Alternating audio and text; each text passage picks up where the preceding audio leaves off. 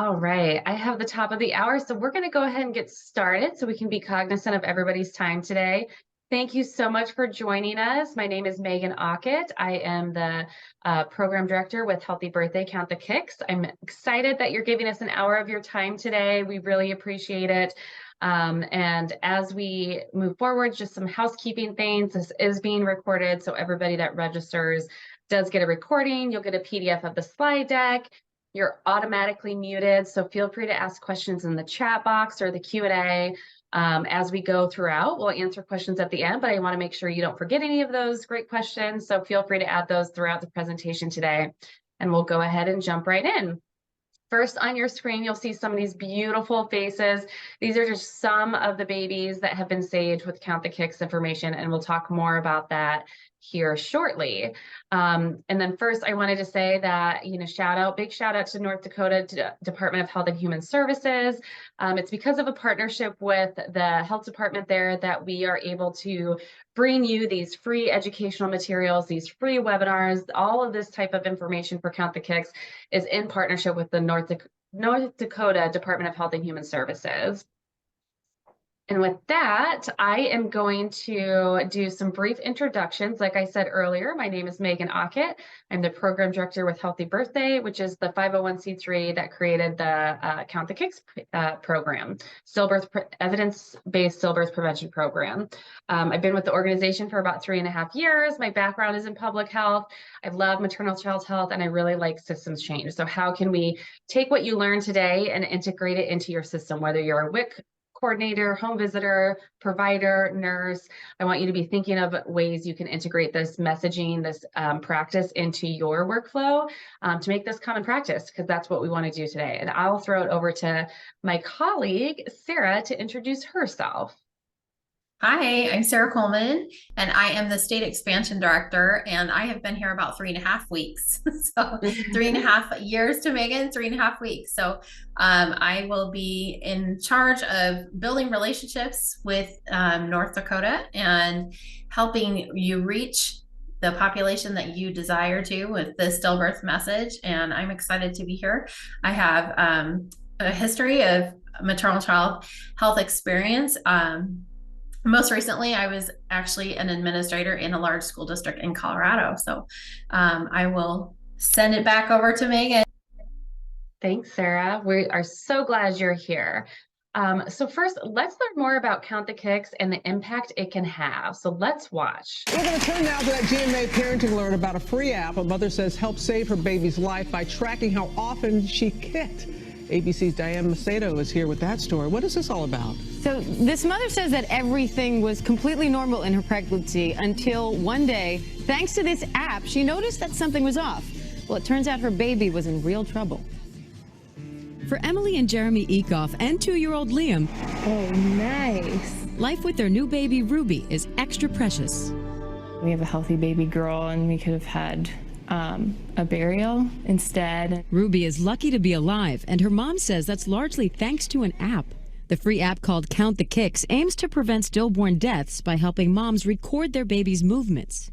You can just tap the baby's footprint every time you feel a movement. A movement could be a kick, a roll, or a jab. Used at the same time every day, the app tracks how long it takes to reach 10 kicks, helping mom learn what's normal for her baby. And we also send calendar reminders and text reminders so that moms are reminded to do it once a day in the 3rd trimester. It's just one of a growing number of apps helping parents through pregnancy and labor. For the Ecoffs, everything was going smoothly until one day last month. The kicks were not happening as frequently as they usually did. And when she did move, it was really like soft, subtle, not like hard kicks like normal. Emily knew from the app that her baby normally kicked 10 times in under 10 minutes. So when she only logged 3 kicks in an hour, she rushed to the hospital. All of a sudden, they came in and said, you're going to have an emergency C-section. The umbilical cord had wrapped around the baby 3 times, limiting her movement. Doctors delivered Ruby just in the nick of time. Not only has Ruby been saved, but potential generations have been saved. She sleeps about 23 hours a day. 4 weeks later, Ruby is now home, healthy, and sleeping like a baby. Doesn't get much cuter than that. Now, the app was made in Iowa, which is where that family is from, but the creators say it's now spreading nationwide, thanks in part to Ruby. Since the news of her birth, the app has gained more than 5,000 new subscribers. So, Robin, the app saved Ruby, and by raising awareness, she may end up saving many more. I love that little baby stretch at the end. And you all have your very own North Dakota baby saves. Meet Elliot and Isla, two gorgeous little ones that were saved when their parents knew about Count the Kicks. They were using the app, they spoke up to their provider, and now they're here because of it. We know there are so many more out there in your great state. These are just the stories that we've heard about or people have contacted us. So with this Count the Kicks program, we know that potentially 20 North Dakota babies could be saved from preventable stillbirth every year with this Count the Kicks education and program in your state. So that's why it's so important that you're here today, and we're so thankful for your time today.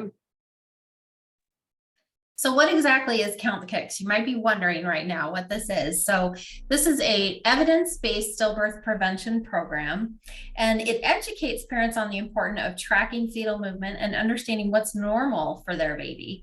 This also empowers them to speak up if they are noticing any changes. I want to make sure that we're on the same page as far as definitions are concerned. You can see here on the screen, but these are the definitions in the United States. Also, just to note that you might see different definitions in other countries, but miscarriage is defined as the loss of a baby before the 20th week of pregnancy. Stillbirth is the loss of a baby after 20 weeks of pregnancy. And then infant mortality, this is the death of an infant before his or her first birthday. So there is a difference here.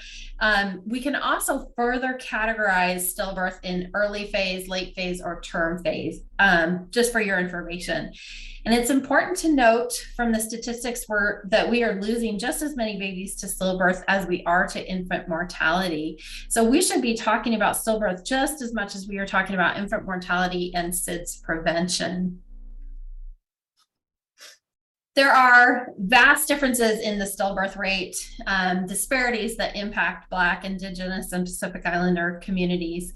The disparities persist and need to be addressed through systems change. When we look at the rate per 1,000, the stillbirth actually mirrors the infant mortality rates. That means that roughly the same number of children are being lost to stillbirth in a year that are also being lost within their first year of life. We know that public health campaigns can be effective because the rate of SIDS has dropped by 50% due to the Back to Sleep campaign.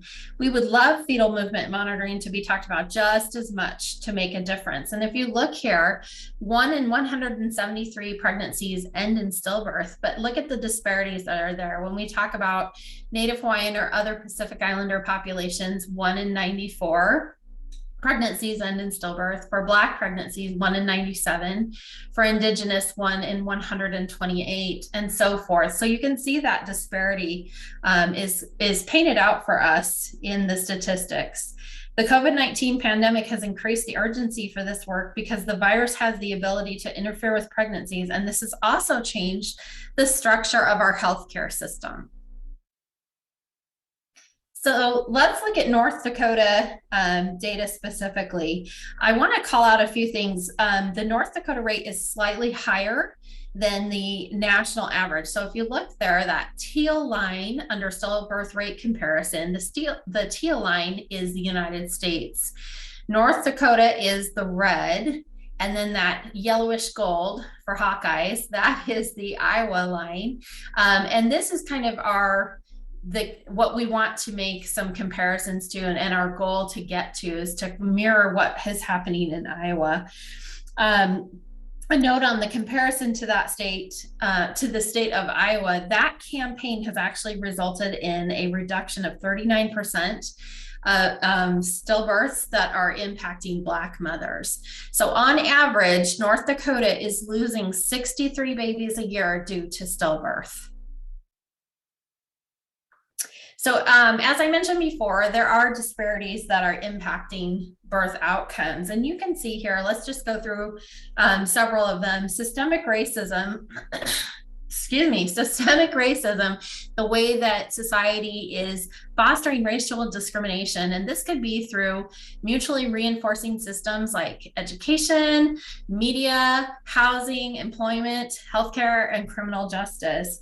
Another disparity can exist in genetics. So if we look at epigenetics, this is how our early experiences that we have, both positive and negative, can have a lifelong impact. Environment can have a huge impact on the expression of these genes. And life experience can rearrange the way that these epigenetic markers govern the gene expression. This can change whether and how genes are releasing information. Certain populations are predisposed to healthcare conditions. This may lead to stillbirths like gestational diabetes or preeclampsia. Access to healthcare can impact early diagnosis and treatment of concerns. There are socioeconomic barriers, and we just want to highlight too that research shows education is not a determining factor. So a college-educated Black woman is still more likely to lose her baby than a high school educated white woman. So here are some things that we are doing when we think about stillbirth and we want to have an impact as an organization. Here are some things that we are doing. And I invite you to think about what you could be doing to help this mission. So our app is available in many different languages, in 16. We're going to talk about some of those languages just a little further down. But we've added diverse and inclusive educational materials. These feature our women of color. Our at-a-glance materials have basic concepts and pictures. In your particular state, our posters and brochures can be found in English and Spanish. The organization has created its first ever health equity team. We have a health equity director and a health equity coordinator, and they're leading our organization efforts to reach and educate moms who are more susceptible to poor birth outcomes. We are always looking for funding opportunities to reduce the disparities that persist in stillbirth. And we are always utilizing funding to translate our app and brochures into other languages. Our organization staff and board receive training on anti-oppression and structural racism, and we work in the community to improve our programming by talking to people and hiring people who have lived experiences. And generally speaking, we are looking for people of color to participate in this with us. As we learn more about issues, we identify solutions and work with our partners on implementation. We've done community outreach beyond the healthcare setting. So we've looked at things like faith-based prevention, and we've looked at things like beauty salons in other states. Thanks, Sarah. So I think one thing that we really wanted to highlight was the fact that, you know, much like Iowa, we know North Dakota has very rural areas. And I think one thing we wanted to make sure to address was the fact that hours and minutes matter when it comes to preventing stillbirth. So if you have, and you're working with parents who, you know, there's a 30, 45, 60-minute drive to the nearest birthing center, we need to really make sure that we're addressing Count the Kicks and telling them if they have a concern that they need to go to their nearest birthing center, they shouldn't be waiting till the next morning when maybe their family care physician opens up or just second guessing themselves. This is where the empowerment comes in. So there is a quote here from a study that shows the loss of rural maternity care is associated with adverse maternal and infant health outcomes. Rural counties that have lost hospital-based obstetric services experienced higher rates of emergency department births. In rural counties not adjacent to urban areas, there's an increase in preterm birth, and it's a leading cause of infant mortality.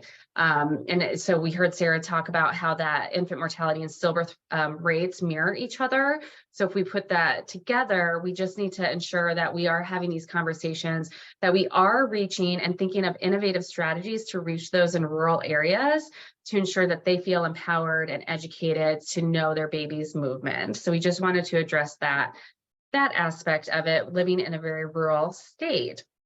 So now let's switch gears a little bit. We talked about the data. Let's talk about the research and the evidence behind our campaign.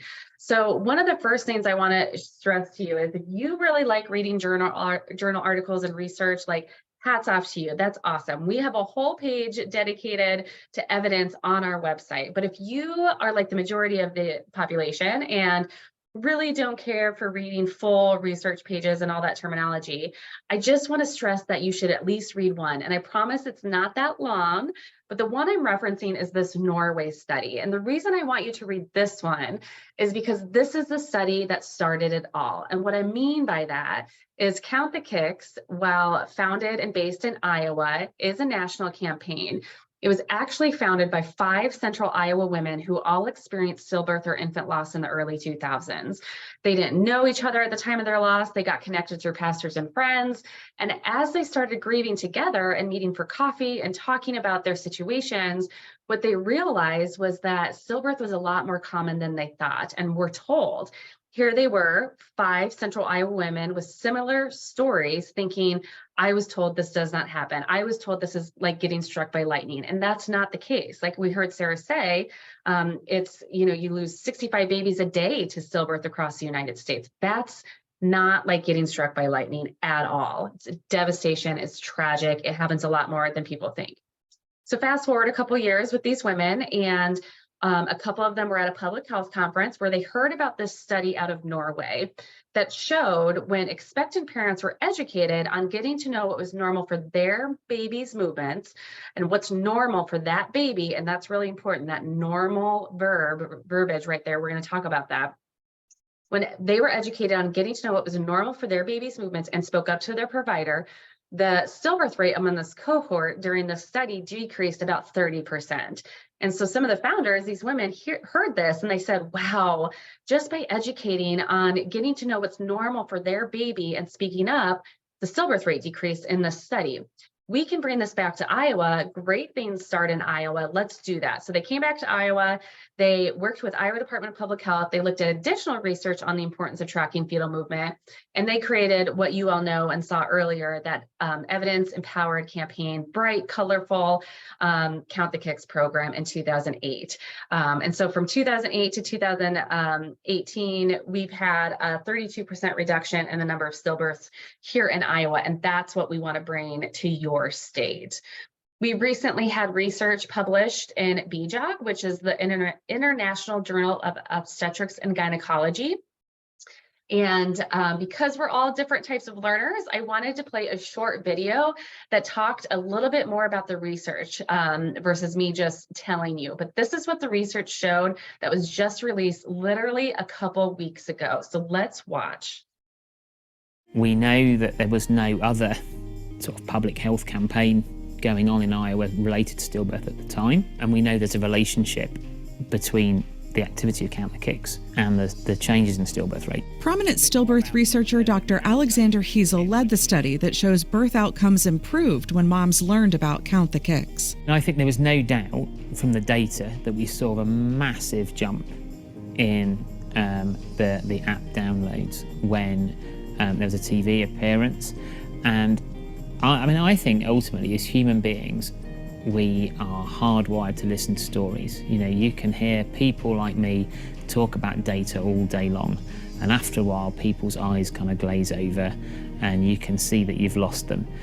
If you combine that with a story from a mum who kind of, as you said, narrated how her experience identifying that her baby wasn't well because it wasn't moving normally, and then someone listened to her, took it seriously, did the tests that were needed, the test showed that there was a problem and the baby needed delivering, then that people listen to that and it touches them somewhere that numbers just don't. Research shows that in Iowa, when more moms used the Count the Kicks app, more lives were saved. Count the Kicks has had such an impact in helping mothers believe in themselves and believe in that they know what's happening within their own bodies, and then their ability to talk to a doctor in a way that they'll listen to, that the mom does know what she's talking about, because it gives them the tools to be able to show to the doctor when there's been a change in those kicks. The Count the Kicks app is a data download for your intuition. Paying attention to your baby's movements is a great way to monitor your baby's health in the 3rd trimester. Download the free Count the Kicks app and get counting today. So I can't underscore the importance of that storytelling aspect enough. So the Good Morning America video that you saw, videos like this, Baby Nala that you're going to see at the end of the presentation, those videos, those testimonials, that is how people are going to remember this. When you walk away today, I guarantee you're going to remember baby Ruby and baby Nala, who you hear. These are all available on our YouTube channel, so feel free to share these videos with your expectant parents. When we talk about that data and that decrease we saw in Iowa, this is what it looks like on a graph. So you can see 2008 is when Count the Kicks was launched, and then 2018, you can see that downward trend, that dashed line. That's what we want to see happen in North Dakota. That is our goal, but we need your help. This did not happen overnight, but this happened with community advocates, those boots on the ground. That is how this change happens, that systemic change. Additionally, in the first 5 years of the program, we saw a 39% reduction among the stillbirth rate of African American individuals. So as we talked about those disparities that exist, this does make a difference, and this does impact the lives of babies and their parents. So how do you get to that 32% reduction? What do you need to do? You need to order materials first half. You need to get these in your waiting rooms, in your restrooms, in your libraries. Again, you are the boots on the ground, so you're in the community. So right now, one of my favorite parts of the presentation is I am actually going to play a couple minutes of this song. And I would love for you to go to the website, countthekicks.org. Sarah will put it in the chat if she hasn't already, and order materials. It's completely free thanks to our partnership with the North Dakota Department of Health. So take a few minutes, order the materials. They're in English and Spanish. You'll be entered to win another opportunity to win a gift card to Amazon. So let's listen to the song, enjoy some music, and get to ordering, and then come back and we'll go through the rest of the presentation.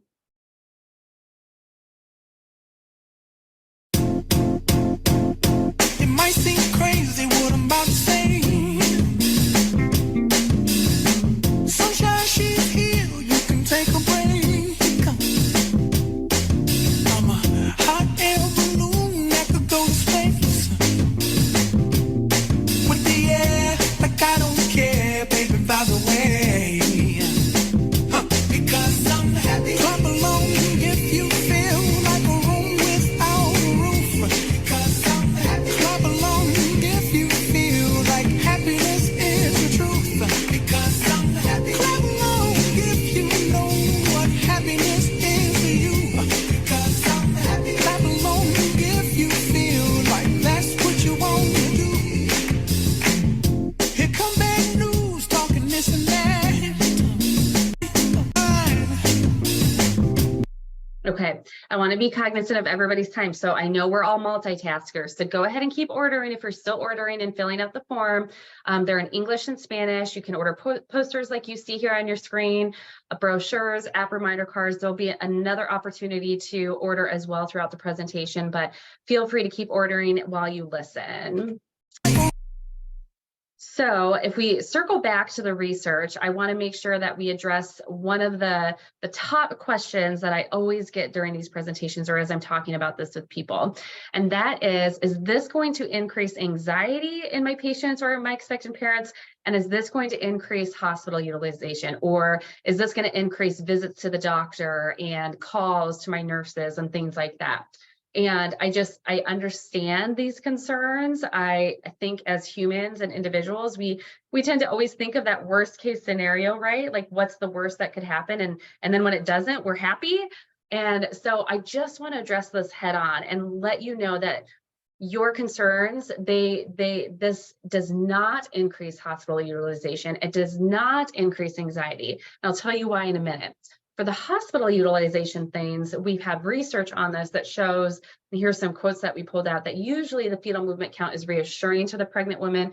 and prevents unnecessary visits. And they also said decreased fetal movement can indicate a need for more evaluation and has the potential to save lives. We also know we've done our own research through Des Moines University and the Harkin Institute and Florida International University. We found that 84% of our app users, thousands of app users, stated that regular tracking was associated with feelings of bonding, and 77% of app users reported feeling less anxious. Because what happens is now you have a highly educated individual who understands what's normal for her baby. So there's no question, she has the data in her hands where she can show her provider and say, see, this is not normal. My baby's normal has been 10 minutes for 10 movements in the last 2 weeks. And now all of a sudden it's taking an hour and 10 minutes. So now they have data in their hands. That's why it helps people feel less anxious and prevents unnecessary visits, because it's taking this guesswork out of knowing, did my baby move 5 minutes or less, or how did that work? I wasn't really paying attention the last couple of weeks. That's why it's so important to use this app daily around the same time each day. And we'll talk about that a little more in a second. I think there's added benefits we don't always think about either that we want to address. So things like reduction of preterm birth rate, fetal growth restrictions can be identified earlier. And we also know that women who have stillbirths are substantially higher risk for severe maternal morbidity than women who have had live births, regardless of the cause of fetal death. So I think we think somebody has a change in fetal movement and they go in and automatically it's an automatic C-section. And that's not the case, right? 9 times out of 10, hopefully everything checks out fine because the doctor, your care team, is doing additional testing. They're not just listening on a Doppler, they're doing things like an NST and a biophysical exam. So it's not just the Count the Kicks, the app that gets them in there, but it's additional testing. So due to the low cost and potential benefit, this one research study stated it is recommended. Decreased fetal movement can indicate a need for more evaluation and has the potential to save lives. Thinking back to that connection between stillbirth and maternal mortality and morbidity, one of the things that we did last year is we wanted to highlight that you're potentially 4 to 5 times more likely to die if you have a stillbirth within the delivery of that stillbirth. So what we wanted to do is we wanted to connect the dots for people, that link between stillbirth and maternal mortality and morbidity with real firsthand accounts from people in the United States that experienced this, experienced counting their baby's movements, which notified them that something was wrong with them, spoke up to their provider, and not only did it save their baby's life, but also their life. So you can scan this QR code. Again, you can go to our evidence page and read it as well. These are just some of the highlights from our white paper that was released last year about this connection. According to one study, more than 15% of maternal deaths within days of delivery occur in women who experience a stillbirth. About 42 days after the stillbirth, 15% of maternal deaths they also die. And research shows that the risk of severe maternal morbidity is more than 4 times higher among stillbirth deliveries compared to live births. Women most at risk for severe maternal outcomes may also be at higher risk for stillbirth based on pre-existing or demographic characteristics and conditions related to their stillbirth. So check out the full white paper. It has some amazing stories in there as well. So we talked about the research, we talked about the data, you have all of that information, but how do you implement this? How do you implement this in a home visitation visit? How do you implement this in a WIC clinic? How do you implement this in labor and delivery triage? So let's talk about how to implement this. Let's first talk about why movements matter. We've been talking about this for the last 20-25 minutes, but movement is one very important way a baby communicates before birth. It's really one of the only warning signs. Sometimes it's the only warning sign that baby gives to the parent before something happens. So it's really important to understand what's normal for your baby. So when do I want you to start talking about this with your expectant parents? ACOG recommends beginning counting at 28 weeks, so right at that 3rd trimester, or if you know they are high risk, 26 weeks. This is when research indicates baby has really established that consistent pattern that moms can feel and track. And as you're talking about movement and what counts as a movement, even though we're called Count the Kicks, it's more than just a kick, right? It's those rolls, it's those jabs, it's those swishes and pushes anything except hiccups, because hiccups are involuntary movements. So they do not count towards your kick counting session. And so a lot of times we'll get questions, especially from first time parents, where they'll say, well, how do I know if it's a hiccup or, a push and things like that? And one of the things I've always said is, if you've been pregnant before, a hiccup is very rhythmic, right? It's very consistent. It usually happens for, a minute or two consistently in that rhythmic time. So that would be a hiccup, and they'll start to get used to that. But I think especially with your first time parents, as you're having this conversation with them, you want to talk about all the different types of movements they may feel that count towards the kick session. So before Sarah jumps into our hallmark tool, our kick counting app, which is free, let's watch a video of how to use the app. And this is a video that is currently on our app. It's currently on our YouTube channel. It does a great job of showing you how to utilize the app that you can share with your families. So let's watch. The Count the Kicks app, a cutting-edge, powerful tool for expectant parents in the 3rd trimester of pregnancy, has a new feature to help you monitor your baby's movements. The new strength feature allows you to rank the strength of your baby's movements on a scale of 1 to 5, from fluttery to fierce. Research shows paying attention to the strength of your baby's movements is vital. If a baby's movements becomes weaker, studies show this could be a sign of potential problems, and expectant parents should alert their doctor. The free Count the Kicks app now gives you the option to take notes on your session. Our app is available in 12 languages in the Apple and Google Play app stores. It is a simple and non-invasive way to monitor your baby's well-being every day in the 3rd trimester. Features include kick counting history, daily reminders to count, and the ability to count for single babies and twins. Simply tap the footprint every time you feel a kick, roll, or a jab, and the app will time how long it takes your baby to get to 10 movements. Log in to save your kick counting data and get to know what's normal for your baby. Be sure to speak up and tell your doctor if you notice a change in the strength of your baby's movements or how long it takes your baby to get to 10 movements. Hospitals are open 24/7 and are ready to listen to your concerns. Join the community of expectant parents who are in tune with their body and their baby by counting kicks daily in the 3rd trimester. You can also find it on Apple Watch. Download Count the Kicks and start counting today. Great. All right, so that's another video that you can share with families. It's available on our app and our YouTube channel, and it's a great way to introduce the app and programs to family in North Dakota. So let's talk a little bit more about the app, which is usually everyone's favorite part. While I chat about this, I'd love for you to take out your phone and download this from the Apple or Android store and start to play with it just a little so you can get familiar with it. So note, one of the first things that's great about this is that it's free. There are no advertisements or pop-ups on the app to distract mom or slow down her kick counting sessions.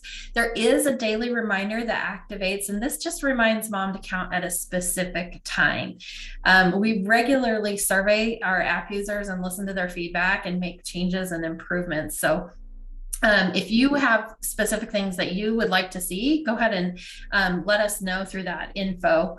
And also note that we can use this with pregnancies that have twins, multiple pregnancies. We can track future pregnancies on the same profile. For mom, we can manage multiple devices. So if you have an iPad, if you have an Apple Watch, you can use this and it will link back to the same account. So you'll notice here the 16 languages, and there are quite a few.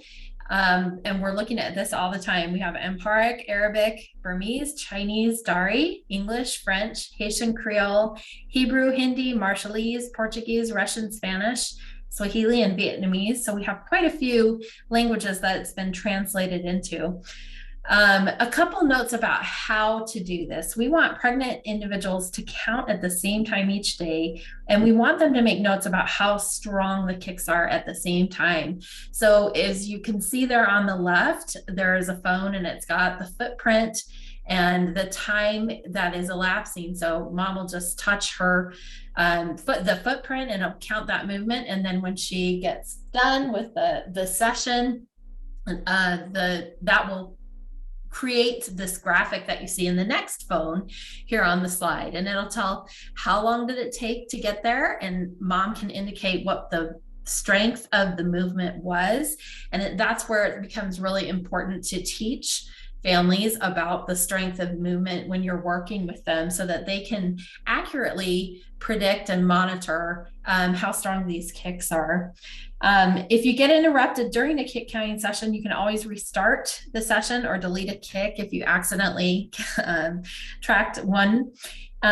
We're all busy, and pregnancy brain can be a real thing for people. So you can set a daily reminder to help you remember to count the kicks. And everything is loaded here in the app. After a few days, mom will begin to see a pattern for the baby. How long does it take to get to 10 movements? So the beginning to understand what it looks like for baby. You can review the kick counting history. You can download it and share with a provider. So if you go to the doctor, you can share with them that you're doing the kick counting during that last trimester, and discuss that information with your provider. So kick counting history can be really useful for visits, just to kind of show that we have familiarity with how baby moves. When there's a new pattern, that graph will change, and a pregnant person can look at that and know that it's something to check in with their provider about, because they've been monitoring. They know what's normal for them. So a difference in the regularity of the pattern should definitely be discussed with a provider. And as Megan said before, especially considering rural areas, if it's after hours, just go ahead and go into labor and delivery triage and get it checked out. And make a note that if the strength of the kicks change, that this really needs to be discussed with a provider. So the app will track multiple pregnancies and future pregnancies. You can manage this account. If you want to go ahead, Megan. If you are not able to use internet access for this, we have solutions for you. You don't have your phone, but maybe you're at a library logged into a computer there. You can actually use that, and it will talk to your profile. It'll share that information. We recently launched a web kick counter on our app. That's what you can see here. So this lets parents count, I'm sorry, not on our app, but on the web. So you can see that parents can count their baby's movement on a desktop or laptop computer. This has all the same features of the app, and it makes it easy for mom to count kicks at work, you know, if they are at a friend's house or somewhere where they're just not available at their phone. And then we also have some paper kick counting charts as well that you can get. Yeah, thanks, Sarah. And I'll just add really quick, the paper kick counting charts also come in multiple languages. So like English, Spanish, Portuguese, Haitian Creole. So if there's ever a demographic or language you need, please let us know. And that's when we will work with the North Dakota Department of Public Health, because we want to make sure that we're providing the resources you need, because again, you're the boots on the ground that are implementing this. Awesome. Okay, so another resource that we'd like to highlight that's available within the app and on our Healthy Birthday website. This is the Find Help resource. So we're wanting to connect people to resources that they need prenatally. So doula care, mental health, food banks, maybe they have hygiene needs, diapers, etc. So if somebody would like access to these resources, what they can do is they can go in and enter their zip code, and this will help them find free or reduced resources near you. And you can filter this. So you can look at a category like as a doula care, and it'll populate, and then you can look at the distance if you want it within, 10 miles, or you're looking at within 100 miles, whatever that might be. So this is a great feature on our app. And this is one way that we're actively seeking as an organization to make an impact on the social determinants of health. So now that you know more about the app, you've ordered materials, you have downloaded the app, we're multitasking, we're learning all this stuff. Let's talk more about having this conversation, and the fact that when you have this conversation, you're also improving the health literacy of that individual.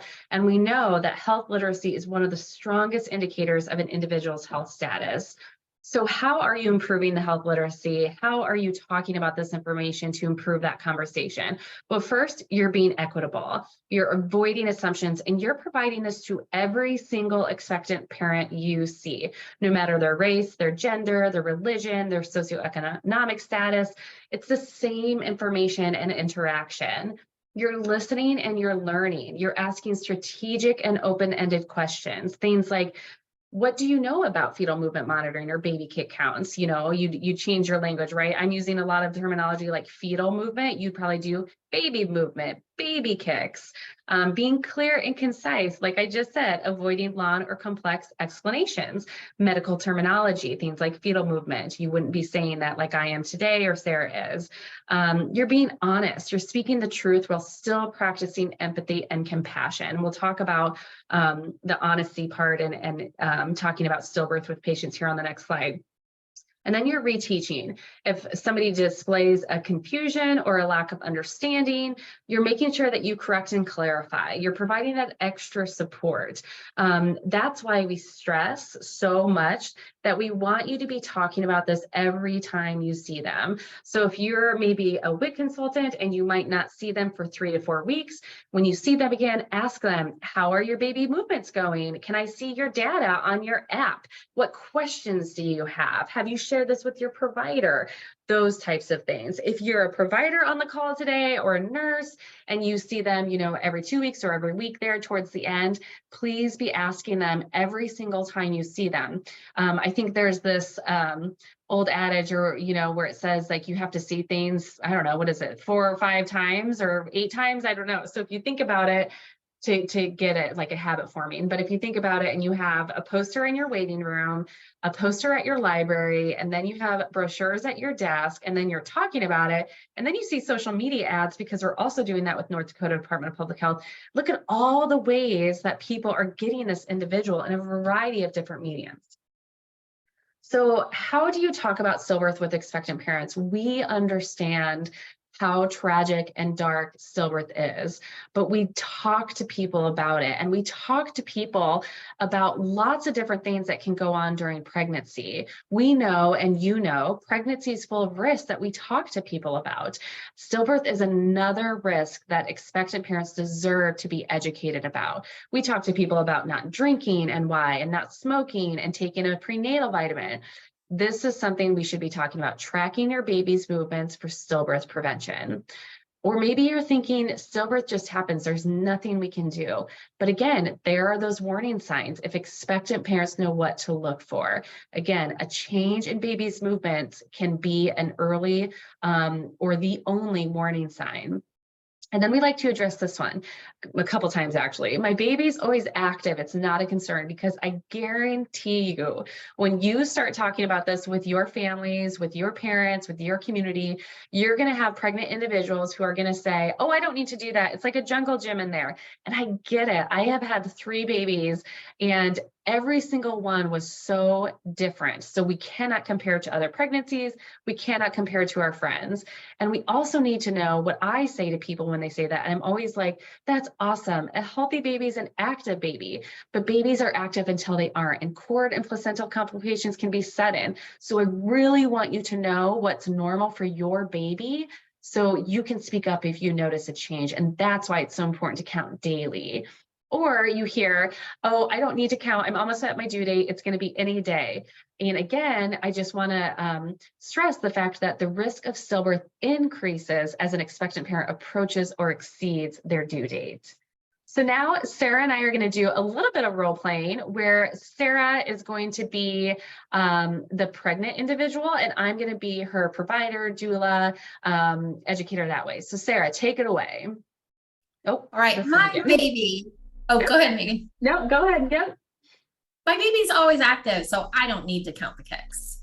And again, even active babies, Sarah, can experience distress, sometimes quickly and without warning. So I really want you to track your baby's movements daily, so it takes the guesswork out of knowing if you're normally active baby, which is awesome, but if they've slowed down. So Count the Kicks gives you real data to show me as your healthcare provider if you have a concern. Well, I've heard that only those experiencing a high-risk pregnancy need to pay attention to their baby's movement.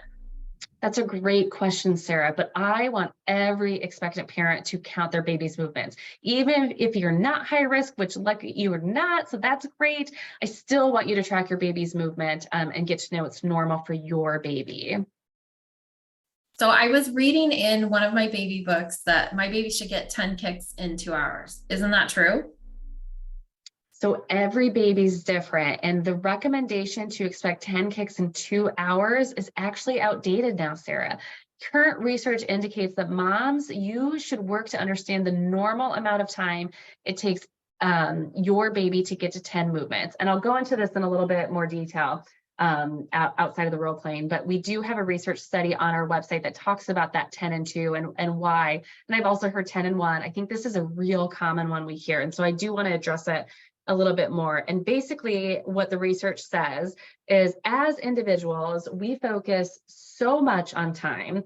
We know, Sarah and I know, we have 60 minutes. We have about 15 minutes left. So I'm thinking, okay, I have 15 minutes to get through X, Y, and Z. So when we focus on that, and then we're told something like 2 hours, 1 hour, what happens then is, if I've been counting for the last 2 weeks for my baby's movement, and I have consistently gotten 15 or 20 minutes for the last 2 weeks, I've been counting around the same time each day. And one day I count and I get 10 movements in 1 hour and 15 minutes. And the graph changes, but I think to myself, that's okay, because I was always told as long as I got 10 kicks in 2 hours, everything's fine. But that's different, right? That was not my baby's normal amount of time of movement as I've been tracking for the last 2 weeks. That's a change, and that's a significant change I'm going to contact my provider about. So I just like to address that one a little bit further, because I think that's a common one and one that's still used heavily throughout the community. So I think what I'll do is just use a Doppler device, and I'll monitor my baby's well-being myself.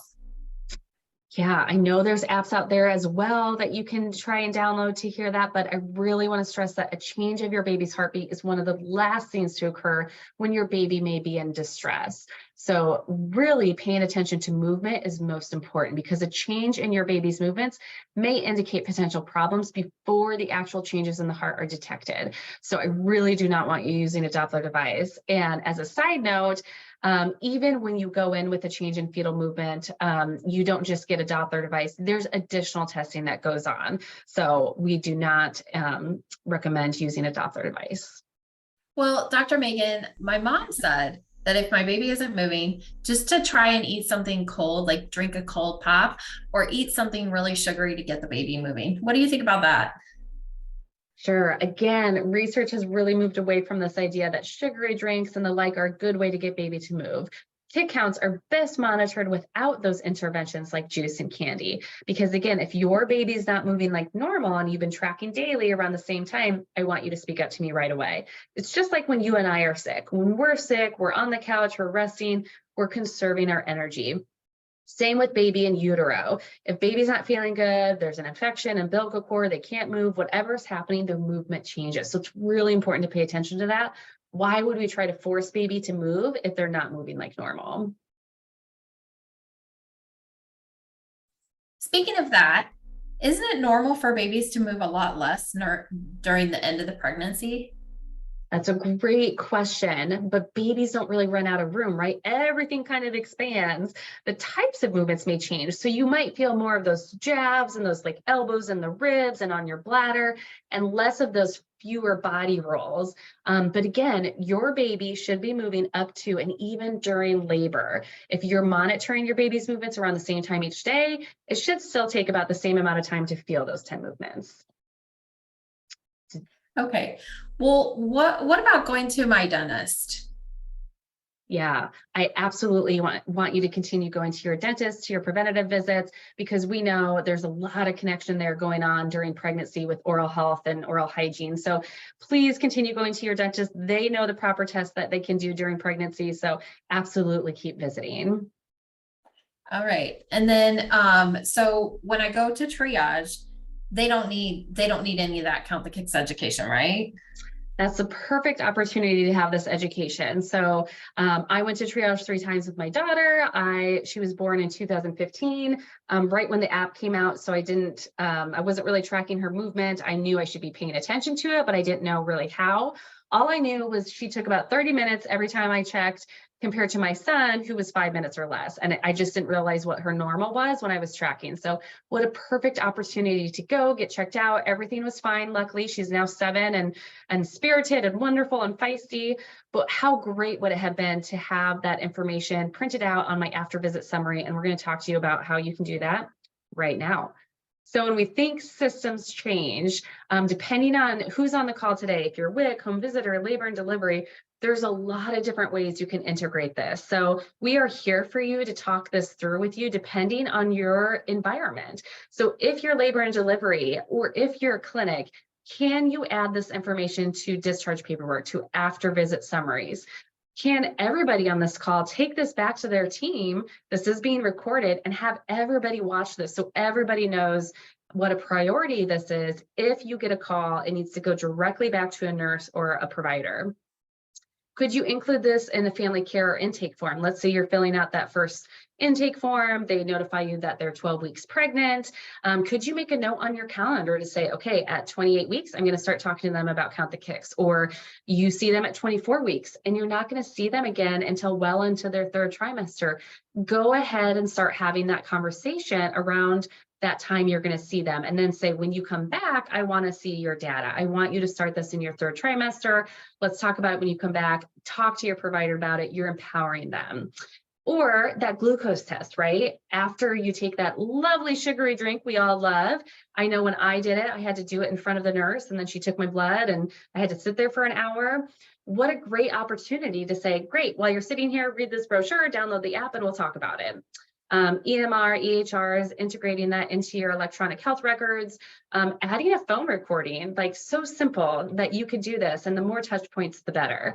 So this is just an example of our after visit summary form that we have health systems throughout the United States using. So if you have ideas of how you can integrate this into your medical records, after visit summary, discharge paperwork, let us know. This is just one example. We have a whole slew of examples and opportunities to help you with this, to make it work so it's second nature. That's what we want you to do. And so now we're just going to go over some quick resources that you have available for you in your state, and then we'll wrap it up, and we're happy to answer any questions you may have. So again, I'm not going to play that fun song, but here is again the free educational material that you can order. You'll be entered to win a gift card again if you order today. Take advantage of this. This is, I want you, if you drive around the community, keep some in your car. I can't tell you how many people, and you're never supposed to comment on if people are pregnant or not, but sometimes you just know, or that's conversation and they say something and you're like, oh, hey, have you heard about Count the Kicks? Like, again, you are the reason we're going to see that decrease in the stillbirth rate in North Dakota, because you're there. You're our boots on the ground. We also have online continuing education training that you can take. This is available on our website, and we'll send all of this information in a follow-up email so you don't have to frantically write it down. But this goes into a lot more detail than what we did today. In fact, you actually read the Norway research article that I referenced earlier. So this would be a great tool to share with your providers. This is low cost. You can take it at any time and complete it within 30 days, and then you'll get credit for it. And then we have what's called the Count the Kicks Ambassador. So this is another great resource that some states have. We're looking for one in North Dakota. So if you have individuals in mind, these are just wonderful volunteers that are passionate about maternal health and birth outcomes.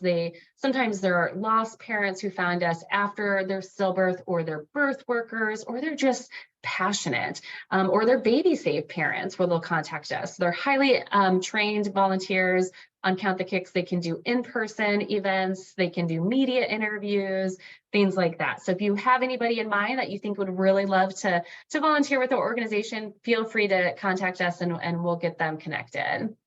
And then finally, as we talk through our next steps, here are the things I want you to take away today. You obviously downloaded the app, so I want you to use it. I want you to be able to pull it out and say, hey, look at this free app. This is so easy to use. Let's set it up on your phone before you go today. So practice, mess around with it. I want you to order materials, which you all did, and designate somebody in your office to maybe oversee ordering so you don't ever run out. And then I want you to take time to educate, making sure you have the kick counting conversation at every single touch point. This should take no more than 3 to 5 minutes to talk about. So it's easy. We've given you tools to talk about it, those open-ended questions. The materials help start that conversation, like, hey, check out this brochure. Have you ever heard of Count the Kicks? This is a way to check on baby. What questions do you have? I'd love to download the app with you today. And then making sure your entire team knows about this program and the importance of tracking fetal movement. Again, this goes back to if you get a call, if you're a clinic and you get a call, it's about making sure that's a priority, right? It doesn't go to a voicemail, it goes directly to a nurse or provider to talk to that mom about. And then, of course, debunking those misconceptions and encouraging speaking up. In our digital age, there is a lot of misinformation out there on the web, on social media. So we need you to help share this information, this credible, reliable, research-based information. So share our social media posts, contact us for more talking points. We would be happy to give that to you, and encourage speaking up. It's all about that empowerment. And then remember, hours and minutes matter in preventing stillbirths. So educating those patients and staff on how to expedite concerns about movement, educating your expectant parents on if they have a long drive and no matter what time it is that they need to go see their provider if they have concerns. And that goes for anything, right? When you're pregnant, bleeding, contractions, they're not going to sit at home and wait. They're going to go get checked out. So same with fetal movement monitoring. We want people to get checked out. We don't want people to get second guessed. So just encourage them, if they have a concern or question, they can call and contact their provider or go straight into their nearest birthing facility. So let's wrap up with a baby saved story. This is baby Nala. She's from Iowa and she was saved a couple of years ago. So let's listen to her story. She came back in after she had me put on the monitor and stuff, and she's like, we're just gonna take her. And I'm like, what? And she's like, you know, her heart rate is dropping every time you have a contraction. I was already scared, you know, because I was a high-risk pregnancy. Well, I basically learned from the doctor's office, the little yellow sign that was right there. Once she started moving, I was very alert with her movements, you know. That was what I lived for, just because I wanted her to, you know, her to make it and survive.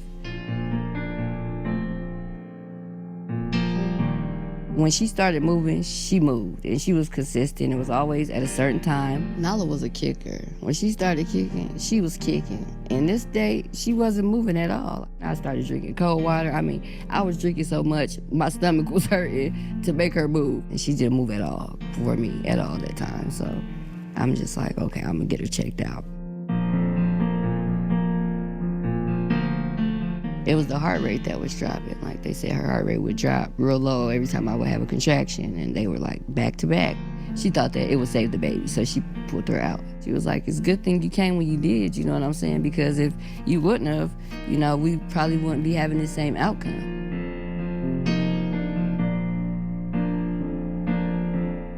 I think about it every day, like, oh man, what if, you know, what if? Definitely to pay attention to count the kicks, you know. I feel like it's important just because had I not, you know, knew to do that, Nala wouldn't be here. Don't second guess yourself. Don't feel bad or stupid. Don't worry about insurance or the emergency room bill. Go check on your baby, you know, because your baby might not be here. You just pay attention, you know, seriously. Like, it's your baby's life.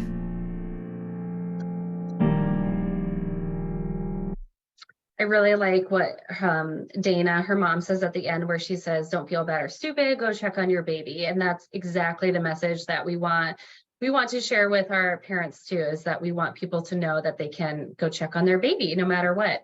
So follow us on social media. You can always reshare our posts and things like that. Sign up for our newsletter, and we are happy to stay on. We have 2 minutes left. What questions you have? I see some chat, so I'll check that in a minute. You're all automatically muted. So if you do want to talk, you just need to raise your hand or put something in the chat and we can unmute you. or you can ask on the chat function. But as we look through that, we just want to stress again, thank you to the North Dakota Department of Health. We're saving babies in your great state because of a partnership with them. And we thank you for your time today, for your hour of lunch. So happy to answer any questions. Otherwise, if you don't have any, I hope you enjoy this wonderful day, and we look forward to working with you in your great state. Thanks, Georgia, for ordering. I'm gonna